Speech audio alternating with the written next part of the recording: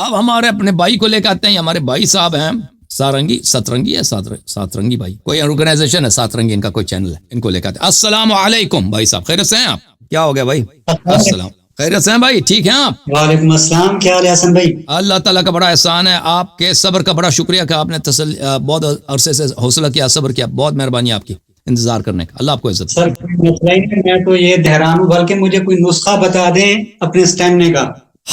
کوئی نسخہ نہیں بھائی, ہم بھی تک گئے ہیں. اللہ آپ کو عزت. آواز آپ کی نہیں آ رہی بھائی, آواز آپ کی کٹ گئی, پھر پتہ نہیں کیا. مائکروفون اپنا دیکھ لیں. جی سر, آواز آپ کی نہیں ہے, بولیں کچھ بولیں, کیا سسٹم ہے بھائی؟ ادھر ہی سے آپ نے میوٹ کیا ہوا ہے میرے خیال میں, آپ ڈسکنیکٹ ہو گئے بھائی. آواز نہیں آپ کی, آواز ادھر نہیں, آپ ادھر ہی سے میوٹ ہے پیچھے سے. آپ ابھی تک کچھ نہیں آ رہی ہماری آواز. آ گیا, اب آواز صحیح ہے, اب صحیح ہے, ساؤنڈ صحیح ہے. اچھا حسن بھائی, پھر ایسے ہے سکرین ریکارڈنگ نہیں ہوتی میرے خیال میں, سکرین ریکارڈنگ کرنے جائیں تو پھر آواز کا مسئلہ ہوتا ہے. کوئی مشکل نہیں, آپ ہمارے چینل سے آپ لے لیں, جو لینا ہے ہمارے چینل سے لے لیں. ٹھیک ہے, جزاک اللہ. السلام علیکم حسن بھائی. علیکم السلام ورحمۃ اللہ, اللہ آپ کو جزاک. حسن بھائی تھوڑی سی چھوٹے انداز میں انشاءاللہ, چونکہ آپ بھی تھکے ہوئے ہیں, شارٹ انداز میں آج ڈیمو کے طور پہ پوڈ کاسٹ کر لیں گے, اس کے بعد انشاءاللہ پھر جیسے آپ کو مستقبل کے لیے بہتر لگے آپ پھر ساتھ پھر. اوکے بھائی, ٹھیک ہے, جزاک اللہ. اچھا, السلام علیکم سترنگی پاکستان کے ناظرین, سترنگی پوڈ کاسٹ میں ایک بار پھر سے خوش آمدید. دوستو, آج ہمارے ساتھ عالم اسلام کے خوبصورت شخصیت موجود ہیں. ان کا نام یوں تو اختلافات کی دنیا میں ایک مقام رکھتا ہے. ایک خوبصورت شعر ڈیڈیکیٹ کرتے ہوئے آپ کی بات کراتے ہیں جناب علامہ حسن یاری صاحب سے. ہم ہیں توحید ہستی واحد خدا ہمارا, ہم ہیں توحید ہستی واحد خدا ہمارا, ہم ہیں کافروں کے کافر کافر خدا ہمارا. السلام علیکم حسن بھائی. علیکم السلام ورحمۃ اللہ, اللہ تعالیٰ آپ کو عزت دے. حسن بھائی, سب سے پہلے بے حد شکریہ کہ آپ نے اپنا قیمتی وقت عطا فرمایا. چونکہ ایک عرصے سے آپ کی کئی ساری فین فالوئنگ ہے, کئی سارے لوگ آپ کو دیکھ رہے ہیں. ہمارے چینل کی خاطر تھوڑا سا اپنی زندگی کے بارے میں بریفلی انداز میں بتا دیں تو بہتر لگے گا کہ کب سے شروع کیا, اور آن لائن تبلیغ کے سسٹم کو آپ نے کیوں اتنا یعنی کہ عروج دیا, یا پھر اس بارے میں سوچیں. تو تھینک یو سر.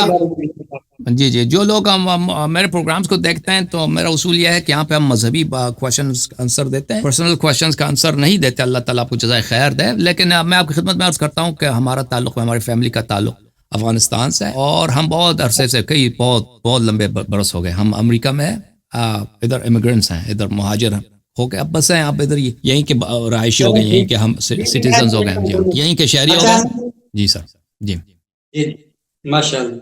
اچھا حسن بھائی, سب سے پہلا سوال یہ ہے کہ چونکہ خدا نے ہم سب کو تخلیق کیا, تخلیق انسانی کے پیچھے وجوہات کیا تھی؟ خدا نے کیوں چاہا کہ انسانوں کو بنایا جائے, وجہ کیا؟ تو یہ اللہ تعالیٰ نے قرآن میں جو فرمایا کہ میں نے جن و انس کو عبادت کے لیے بنایا ہے, اللہ تعالیٰ کا تفضل ہے, احسان ہے کہ ہم جو نہیں تھے ہم دائرۂ ہستی میں لایا ہے, اور اللہ تعالیٰ نے ہمیں ایک موقع دیا ہے. اگر ہم اس مختصر اسی زندگی میں ہم وہ باتیں جو ہماری بلائی کے لیے, جو ہمارے لیے ممکن ہے, اگر ہم وہ بجا لائیں, اللہ تعالیٰ کی عبادت کریں اور صحیح راستے پہ اپنی زندگی گزاریں, تو اللہ تعالیٰ اس کے انعام میں ایک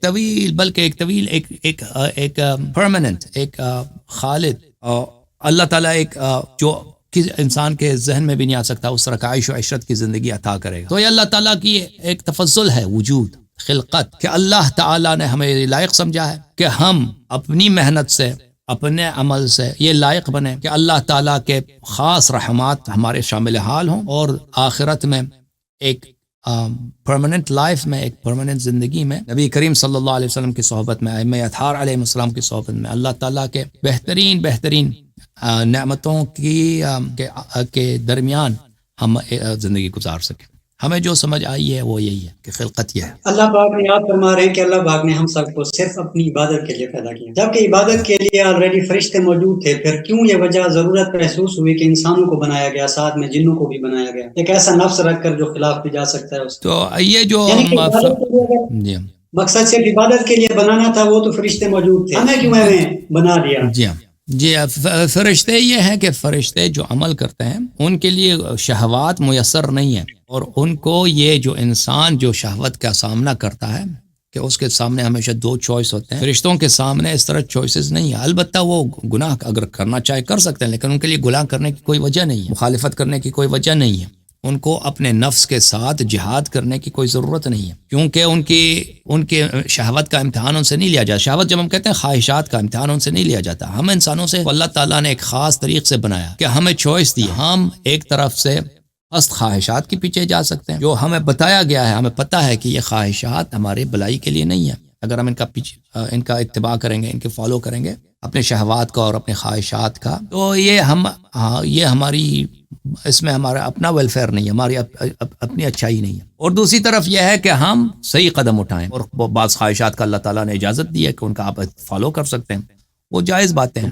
جائز لذات ہیں، زندگی کے پلیجرز ہیں، جائز باتیں ہیں، وہ انسان ان کا فائدہ اٹھا سکتا ہے، فائدہ اٹھانا بھی چاہیے، اللہ نے حرام نہیں کیا۔ اور اس کے ساتھ اللہ تعالیٰ نے یہ ہمارے لیے مشکل بنایا ہے کہ بعض دفعہ یہ ہوتا ہے کہ عبادت میں، اللہ کی طاعت میں، سچائی کے راستے میں اور تقوی کے راستے میں انسان کو مشکلات اٹھانا پڑتا ہے، اور اللہ تعالیٰ کی مخالفت کے راستے میں انسان کو سہولت ملتا ہے، انسان کو مزہ آتا ہے، انسان کو لذت ملتا ہے۔ ایسا بہت ہوتا ہے کہ اگر آپ حق کے راستے پہ چلیں، سچائی کے راستے پہ چلیں، تو آپ کو قربانی دینا پڑتا ہے، ایثار کرنا پڑتا ہے، سختیاں، مشکلات اور بہت ہی تلخ قدم اٹھانے پڑتے ہیں۔ تو یہ اللہ تعالیٰ نے انسان کے لیے وہ بنایا ہے، ایک ایسا طریقہ بنایا جو ملائکہ کے لیے میسر نہیں ہے۔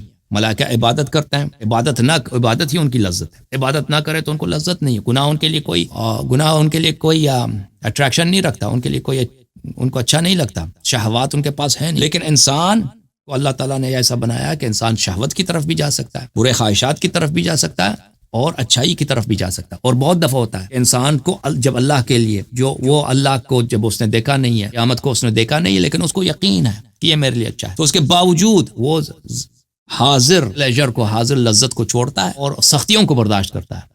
ابھی ماہ رمضان آئے گا، ماہ رمضان میں ہم روزے رکھیں گے، تو یہ ایک امتحان ہے اللہ کی جانب سے، تو یہ دوسروں کے لیے میسر نہیں، دوسرے مخلوقات کے لیے میسر نہیں ہے۔ جی مزید کوئی سوال ہے بھائی؟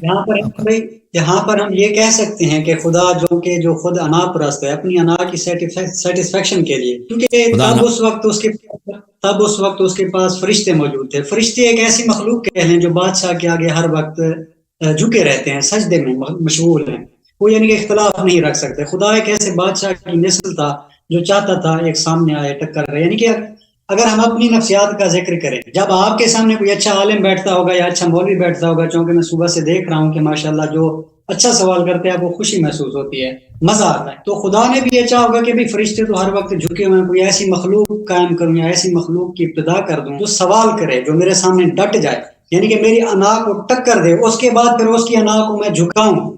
اس کی انا کو جھکانے کا جو مزہ ہے، یعنی کہ ایک بادشاہ کو مزہ آتا ہے ایک بڑے تگڑے بادشاہ کو ہرانے۔ خدا ایک ایسا بادشاہ ہے جو سب سے اوپر ہے، وہ ایک اپنا اپوننٹ چاہتا تھا، ایک اینیمی چاہتا تھا جو اس کے سامنے مقابلہ کر سکے، اس نے پھر ہماری تخلیق کر دی۔ ٹھیک ہے بھائی، آپ کو آتا ہے تو آپ نے پوچھا کیوں بھائی؟ میں سوال پوچھ رہا ہوں، میں نے کہا کیا یہ بات سچی ہے؟ اس طرح سے ہو سکتا ہے کہ خدا، میں نے نہیں دیکھا بھائی اس طرح، میں نے یہ نہیں دیکھا بھائی، یہ جو باتیں آپ کر رہے ہیں نا مجھے اس کا پتہ نہیں ہے، میں وہی آپ کو کہہ سکتا ہوں جو میں نے قرآن میں سنت میں پڑھا ہے، ٹھیک ہے نا؟ آپ جو باتیں کہہ رہے ہیں مجھے پتہ نہیں، وہ اگر آپ نے کسی حدیث میں دیکھا ہے تو صحیح ہے، اگر نہیں پڑھا ہے تو نہیں ہے، ٹھیک ہے نا؟ من گڑت باتیں میں آپ کی باتوں کی تائید کر رہا ہوں۔ خیر، اس میں یہ بتا دیں پھر آپ کو انشاءاللہ سوال پہنچ جائے گا، نماز کا مقصد کیا ہے؟ نماز کو کیوں فرض کیا گیا ہم مسلمان؟ تاکہ انسان تقوی رکھے، اللہ سے ڈرے، اللہ کی یاد میں رہے، یعنی کہ اس کے آگے جھکتا رہے، اللہ کی یاد میں، اللہ کی یاد سے غافل نہ ہو، اللہ کا خوف کرے۔ یہ یہاں پر یہ کہنا درست ہو سکتا ہے کہ خدا کے حضور انسان جھکتا رہے، اور خدا کو اس بات سے مزہ کہ انسان ایک عاجز بن کر خدا کو نہیں، میں نہیں کہتا اللہ کو مزہ آتا ہے بھائی، وہ آپ نے بنا دیا، میں نے کہہ دیا کہ نماز یہ اس لیے ہے کہ انسان میں تقوی پیدا ہو، اللہ کا خوف،